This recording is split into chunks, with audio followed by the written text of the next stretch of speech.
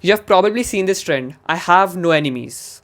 And many people actually believe in this statement, right? They don't want to have enemies because having no enemies is good, right?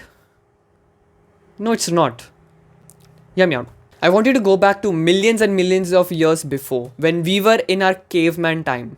The Ice Age ancestors, did they have any enemies? Of course they did, right? They obviously had enemies. But why do we still believe in today's society that enemies are a bad thing? Think about it. Why are enemies a bad thing? Are they actually bad? Let's imagine there are two people and both of them mutually hate each other. So, what actually happens? They are clashing their opinions, they're always in conflict with each other. But we always tend to look at the negative side of these things, right? Ki, this person is my enemy, so I'm going to hate him, do this, do that. But in reality, we don't look at the positive side. Think about it. Having an enemy, what does it do to you? It keeps you at a sense of caution, alertness. This is very extreme, but somehow they might jump you at some time. When you're walking down the street, they might jump you.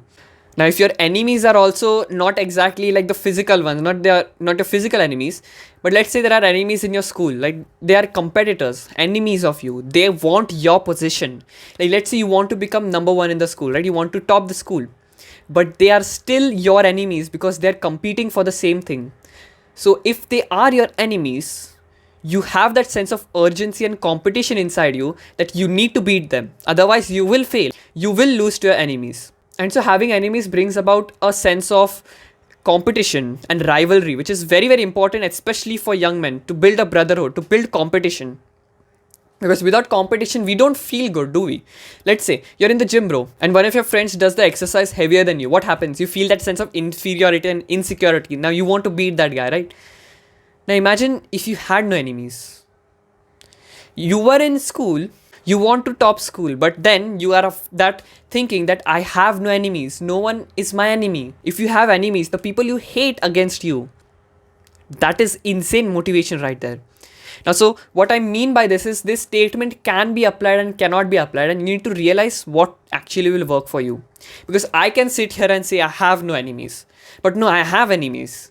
They're the people on YouTube, just like me, who want what I want. They are my enemies. They're not my competitors. They are my enemies. And I need to beat them. And so, whatever goal you want to achieve, be it being the strongest person in your whole gym, that could be a goal.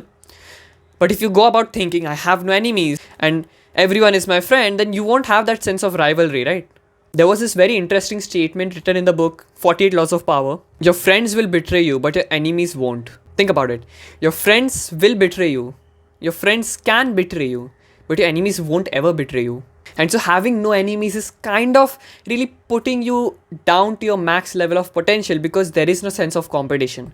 So use this video as a way to think if having no enemies is good for you or bad for you. Scroll down, hit the subscribe button. Don't sacrifice your future self for the pleasure today. Peace.